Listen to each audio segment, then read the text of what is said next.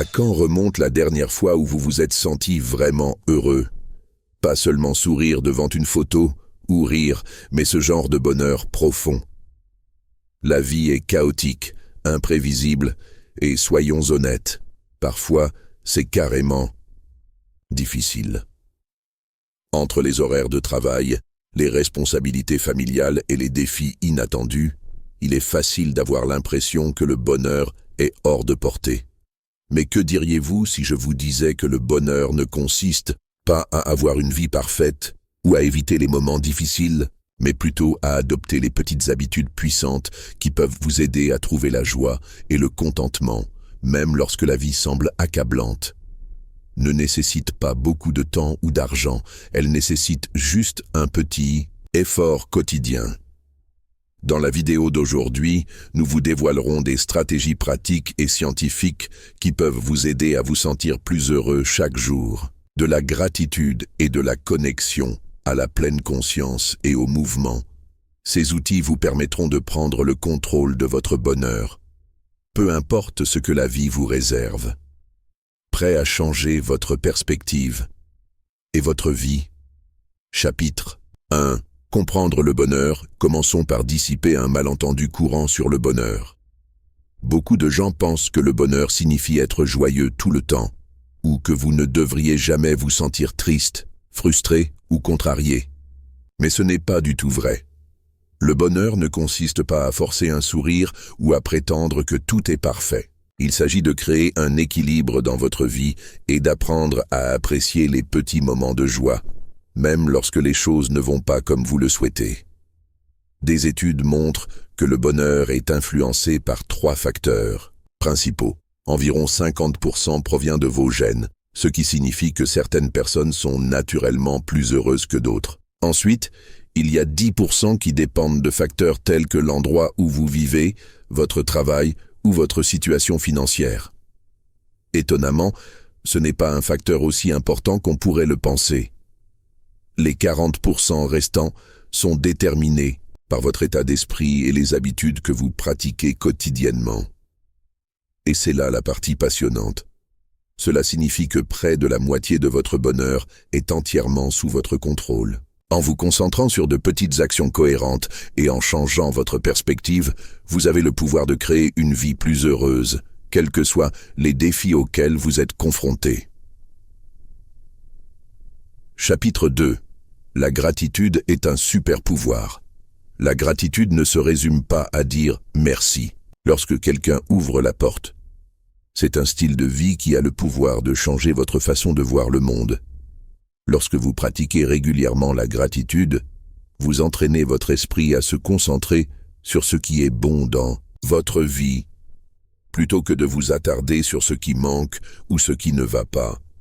C'est un changement de perspective qui peut apporter un profond sentiment de paix et de contentement, quels que soient les défis auxquels vous êtes confrontés. La gratitude ne consiste pas à ignorer les moments difficiles de la vie, mais à remarquer les grandes et les petites choses qui ajoutent de la valeur à votre journée. C'est peut-être la chaleur du soleil sur votre peau, le chant des oiseaux, ou le fait que vous vous êtes réveillé en bonne santé ce matin. Ces moments peuvent sembler petits, mais lorsque vous les reconnaissez et les appréciez, ils commencent à s'accumuler et à créer une base de positivité sur laquelle vous pouvez vous appuyer. De nombreuses sciences soutiennent également cette affirmation. Les chercheurs ont découvert que les personnes qui pratiquent activement la gratitude dorment mieux, ont des niveaux de stress plus faibles et des niveaux de bonheur plus élevés. La gratitude aide également à réduire les émotions négatives, telles que l'envie, le ressentiment et le regret, laissant plus d'espace mental à la joie et à l'optimisme.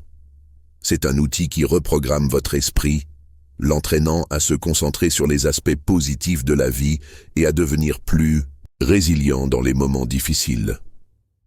Prenez un moment pour remercier quelqu'un dans votre vie, que ce soit un ami, un membre de votre famille ou même un collègue. Une véritable gratitude peut non seulement améliorer votre humeur, mais aussi renforcer vos relations. Au lieu de cela, passez quelques minutes tranquilles à réfléchir à ce pourquoi vous êtes reconnaissant avant d'aller vous coucher ou lorsque vous vous réveillez le matin. La gratitude est une évidence. Lorsque vous commencez à vous concentrer sur les aspects positifs, vous remarquerez comment cela affecte les gens qui vous entourent, créant un effet d'entraînement de gentillesse et d'appréciation.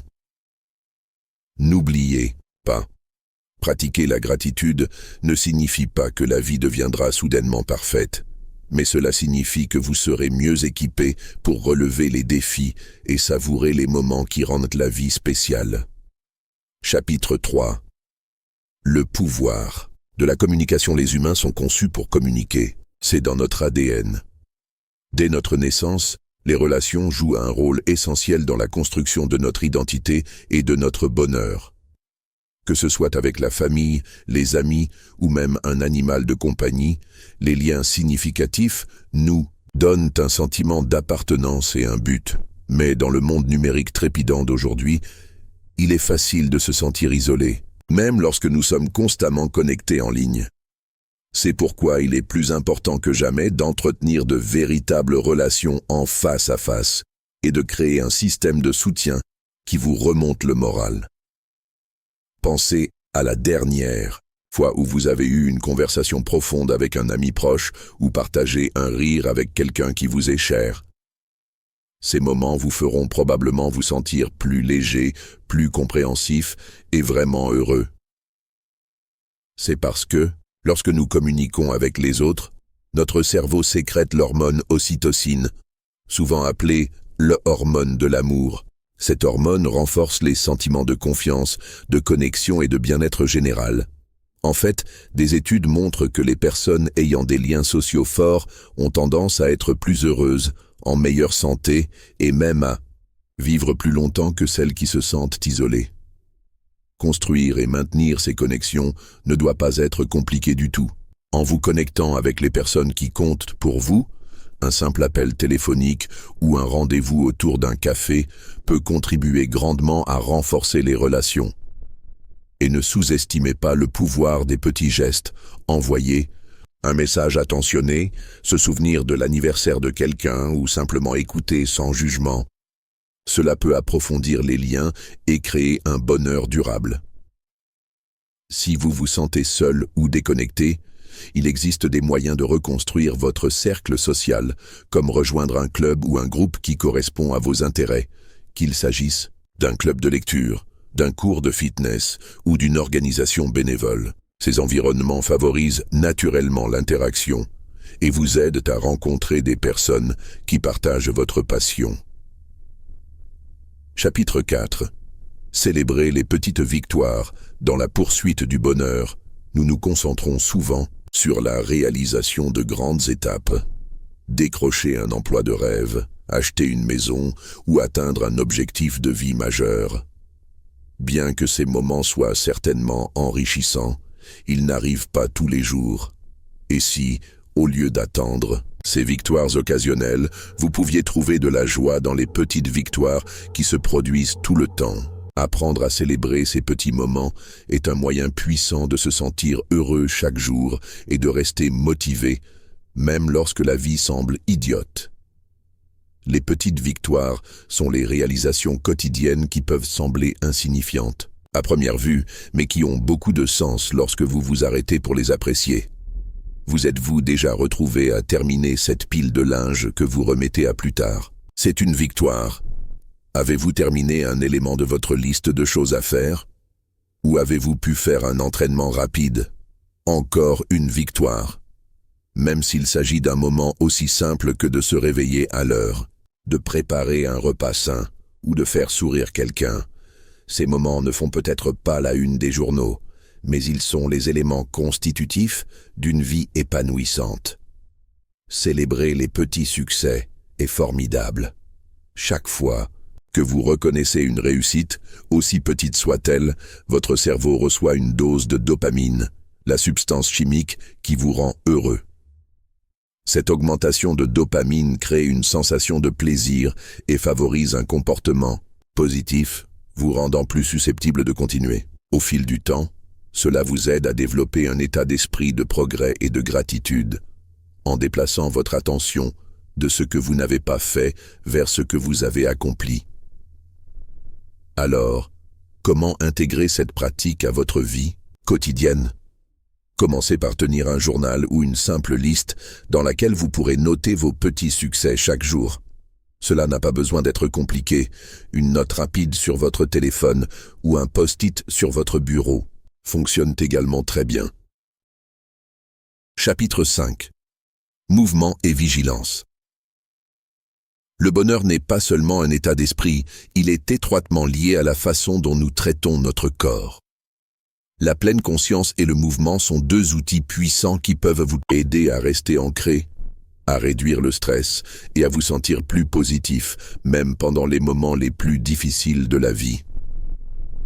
En intégrant ces pratiques à votre routine quotidienne, vous pouvez créer une base durable pour le bonheur. Commençons par le mouvement. Nos corps sont conçus pour bouger.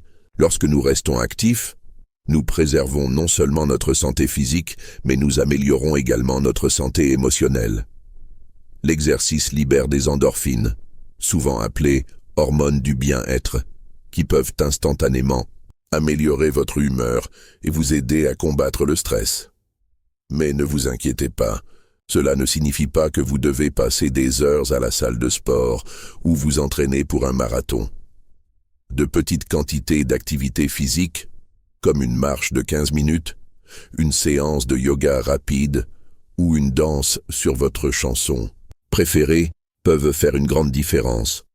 Trouvez des activités que vous aimez. Il peut s'agir d'une longue marche, de nager ou même de faire de l'exercice avec des amis. Le but est de bouger votre corps d'une manière qui vous semble amusante. Chapitre 6. Changez votre perspective sur la vie. La vie est pleine de hauts et de bas, et même si nous ne pouvons pas toujours contrôler ce qui nous arrive, nous pouvons contrôler la façon dont nous réagissons. Et c'est là qu'intervient le pouvoir de la perspective. Changer de perspective ne consiste pas à nier les défis ou à prétendre que tout va bien alors que ce n'est pas le cas, mais à choisir de voir la situation dans son ensemble et de trouver un sens même dans les situations difficiles. Lorsque les choses tournent mal, notre tendance naturelle est de nous demander « Pourquoi cela m'arrive-t-il ?» C'est une question valable, mais rester coincé là-dedans peut conduire à des sentiments de frustration, de colère ou de désespoir. Essayez plutôt de poser une question différente. Que puis-je apprendre de cela? Ou comment puis-je grandir à partir de cette expérience? N'enlève pas la douleur ou la difficulté, mais elles vous aident à passer d'une mentalité de victime à une mentalité d'autonomisation. Par exemple, imaginez que vous n'obteniez pas la promotion que vous espériez. Au début, il est facile de se sentir vaincu ou de remettre en question sa valeur. Mais, en changeant votre perspective, vous réaliserez peut-être qu'il s'agit d'une opportunité de développer de nouvelles compétences, d'explorer d'autres cheminements de carrière ou de vous concentrer sur les aspects de votre travail que vous aimez. Chapitre 7. Adoptez l'autocompassion. Le bonheur semble souvent hors de portée lorsque nous sommes nos propres critiques les plus sévères. Il est facile de sombrer dans la négativité lorsque nous nous concentrons sur nos défauts perçus ou que nous nous comparons aux autres. Pourtant, l'un des moyens les plus puissants et les plus sous-estimés de cultiver le bonheur est l'autocompassion.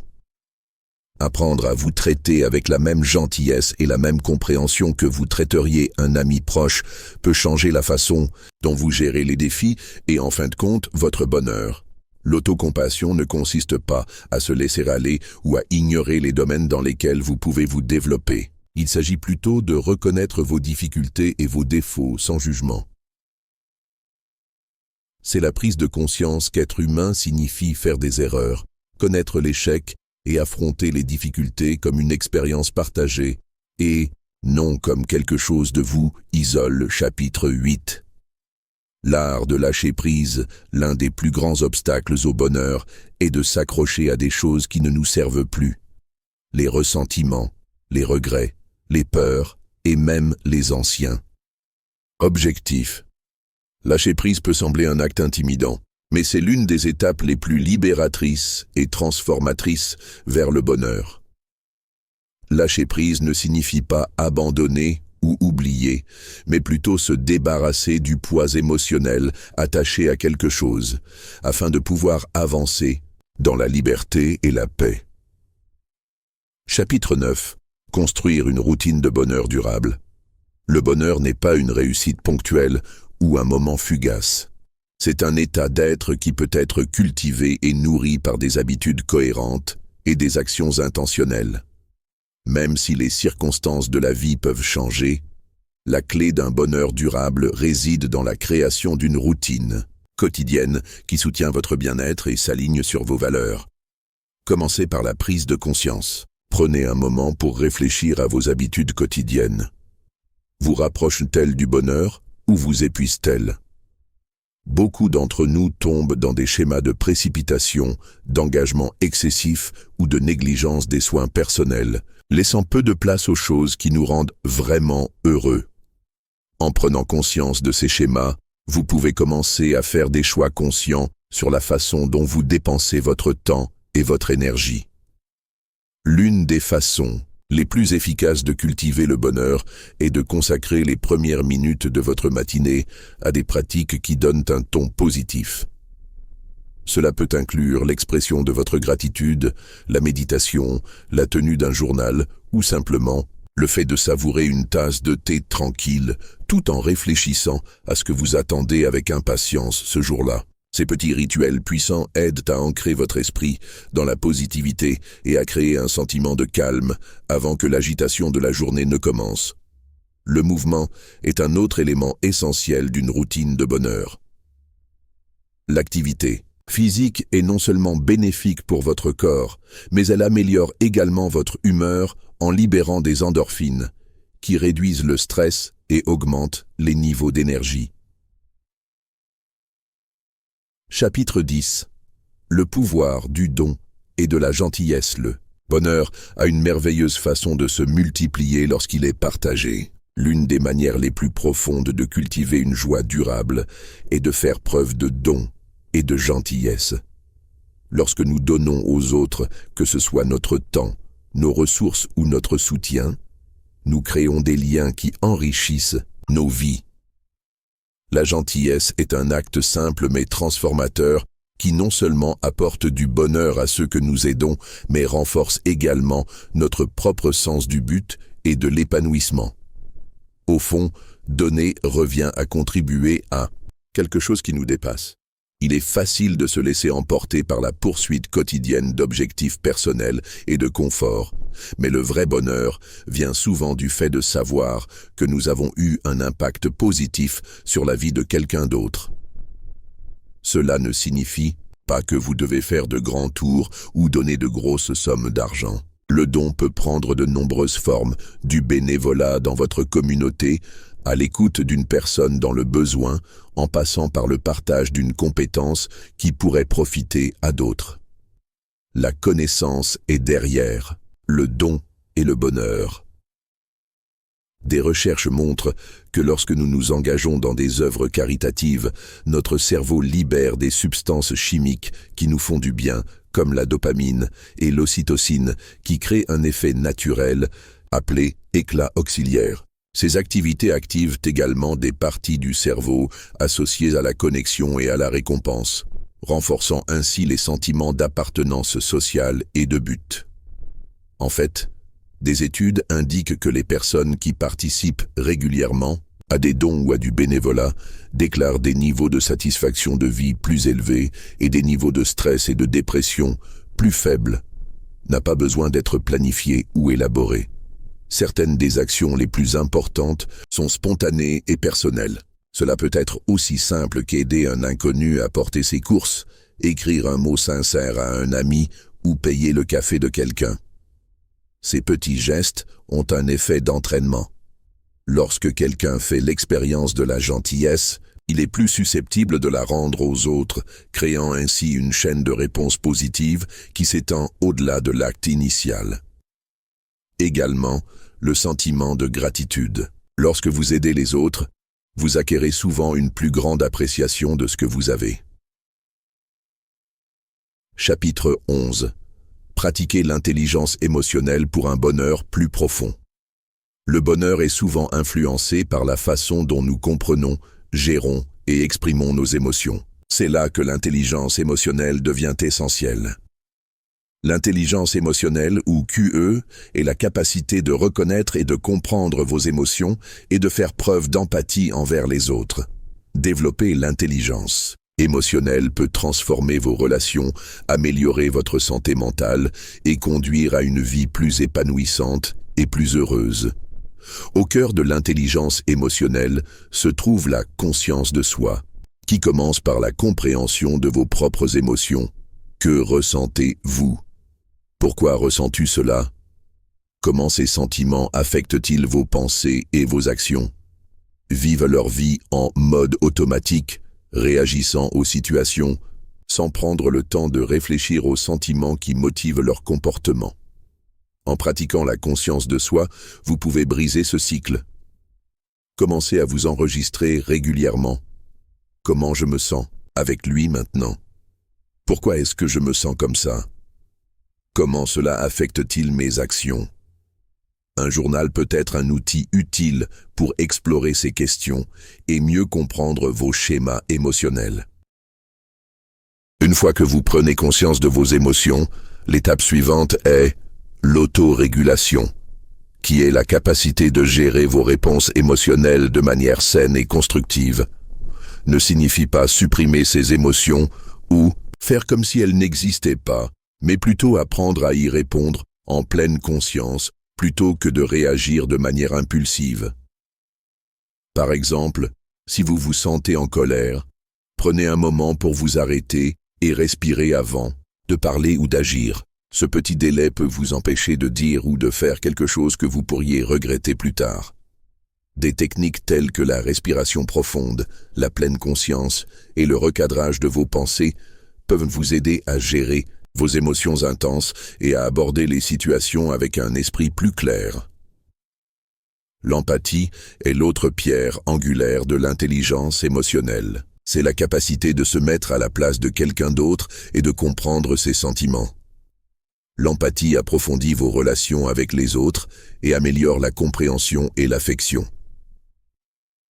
Chapitre 12. Le pouvoir de la proximité et des relations nourrissantes, nous ne sommes pas nés pour vivre seuls. Le vrai bonheur vient en grande partie des relations que nous construisons avec les autres. Même si vous réussissez, êtes en bonne santé et avez tout ce que vous désirez. Le manque de connexion émotionnelle profonde avec les autres peut conduire à un sentiment de vide. Montre que des relations solides et encourageantes contribuent à la longévité, réduisent les niveaux de stress, améliorent l'immunité et augmentent la satisfaction dans la vie. Par conséquent, investir dans les relations est l'une des meilleures choses que vous puissiez faire pour augmenter votre bonheur. La base des relations nourrissantes est proximité émotionnelle. Confiance, compréhension, soutien mutuel, nous n'avons pas besoin de plus que de quelques personnes avec qui nous pouvons être nous-mêmes et qui nous écoutent sans nous juger. Pour renforcer vos relations, prenez l'initiative de tendre la main, même s'il ne s'agit que d'un court message ou d'un appel. Prenez le temps d'écouter activement, sans distraction, et faites attention à ce que les autres partagent. Exprimez votre gratitude aux personnes importantes dans votre vie. Un mot de remerciement peut faire une grande différence. Soyez présent lorsque les autres ont besoin de vous, pas seulement avec notre corps, mais avec notre cœur. Parfois, le bonheur ne réside pas dans le nombre d'amis, mais dans la profondeur. Du lien avec quelques personnes, n'oubliez pas, tout comme vous avez besoin de soutien, les autres en ont également besoin. Faire preuve de gentillesse et d'attention envers les autres renforce les liens et améliore votre sentiment d'appartenance. En fin de compte, le bonheur que nous construisons avec les autres est plus profond et plus durable que tout bonheur que nous créons seuls. Chapitre 13. Vivre avec un but et des valeurs claires. Dans notre quête du bonheur, nous avons parfois tendance à poursuivre des objectifs qui nous sont imposés ou attendus de nous, sans nous demander « Est-ce vraiment ce que je veux ?» Vivre intentionnellement signifie que vos actions et vos choix sont alignés avec vos valeurs les plus profondes. Lorsque vous vivez selon vos valeurs, vous ressentez du sens et de la clarté, ce qui augmente le contentement et la paix intérieure. Vos valeurs peuvent être l'honnêteté, la créativité, la justice, le don, l'aventure ou l'attention. Quoi qu'il en soit, c'est la boussole qui guide vos décisions et votre style de vie. Et pour commencer à vivre avec un but, prenez le temps de réfléchir à ce qui compte vraiment pour vous. Qu'est-ce qui vous motive? Que représentez-vous? Écrivez une liste de vos valeurs les plus importantes et classez-les par ordre de priorité. Regardez votre emploi du temps et vos activités. Est-ce que cela reflète ce que vous croyez? Dirigez-vous votre temps et votre énergie vers ce qui nourrit votre âme. En vivant intentionnellement, il n'y a pas de place pour la distraction ou l'imitation aveugle. Il s'agit plutôt d'un chemin qui exige de la conscience, du courage et une volonté de suivre un chemin qui peut être différent de celui que d'autres empruntent. Lorsque vous vivez selon vos valeurs, vous trouvez le véritable sens dans les choses les plus simples, dans une action qui exprime qui vous êtes, dans une conversation honnête, dans un choix difficile fait avec courage. Le bonheur qui vient du fait de vivre intentionnellement n'est pas un bonheur bruyant, mais plutôt une paix intérieure, un contentement tranquille et la confiance que vous marchez sur un chemin qui vous ressemble. Chapitre 14. Profitez du moment présent, dans un monde qui évolue à une vitesse vertigineuse, avec un flux infini de divertissements et d'obligations. Et nous nous abandonnons constamment à penser au passé ou à nous inquiéter de l'avenir. Mais la simple vérité est que tout ce que nous avons vraiment, c'est ce moment. Apprendre à rester dans le moment présent ou pratiquer la pleine conscience est l'une des clés les plus puissantes du bonheur. Cela nous aide à nous connecter profondément avec nous-mêmes, à ressentir de la gratitude, à réduire le stress et à activer l'opportunité de joie que nous pouvons négliger. Comment faire naître le présent? Faites une pause un instant et concentrez-vous sur votre respiration. Utilisez vos sens pour remarquer votre environnement, le chant des oiseaux, la brise, la lumière du soleil. Faites vos activités quotidiennes en pleine conscience comme manger votre repas lentement en vous concentrant sur sa saveur. Évitez les distractions lorsque vous êtes avec d'autres personnes et soyez pleinement présent. Les moments que nous vivons consciemment, même s'ils semblent simples, font une profonde différence dans notre psychisme. Boire une tasse de thé en toute tranquillité ou faire une promenade lente dans un endroit que vous aimez peut être une expérience de guérison. Nous n'avons pas besoin de plus de choses. Nous devons juste être présents avec ce qui est déjà là. Si nous pouvons accompagner chaque jour avec attention et ouvrir nos cœurs à ce qu'il y a de beau en lui, nous découvrirons que le bonheur n'est pas loin, mais qu'il est là, toujours. Chapitre 15. Le bonheur est comme un voyage. Pas une destination dans un monde rempli d'objectifs, de listes et de quêtes constantes du mieux. Et nous pouvons oublier que le bonheur n'est pas une destination, mais un voyage que nous entreprenons jour après jour. Souci de savoir quand j'arriverai à quelque chose. Quand j'aurai terminé ce projet, quand j'aurai trouvé mon partenaire de vie, quand j'aurai atteint cet objectif. Mais nous découvrons à chaque fois que le bonheur est reporté à plus tard à chaque nouvelle étape, à moins que nous apprenions à le trouver dans le maintenant. Le voyage est l'endroit où nous mûrissons, apprenons, faisons des erreurs, réparons, nous réjouissons et changeons. Chaque jour est l'occasion de vivre quelque chose de beau, un rire, un moment de calme, un mot gentil ou une petite réussite. N'attendez pas le bonheur au bout du chemin. Construisez-le dans vos pas quotidiens, dans votre regard sur les choses, dans votre façon d'agir avec vous-même et avec les autres. Peuvent changer. Les routes peuvent devenir compliquées et les rêves peuvent être retardés, mais votre conviction que le bonheur est possible chaque jour est ce qui change tout. Soyez gentil avec vous-même et rendez le voyage agréable. Au final, une personne ne se souvient pas seulement d'où elle est arrivée, mais aussi de la manière dont elle est partie. Le bonheur, c'est être pleinement vivant, reconnaissant, présent et aimant. C'est ce qui transforme tout le voyage en une destination. Chapitre 16.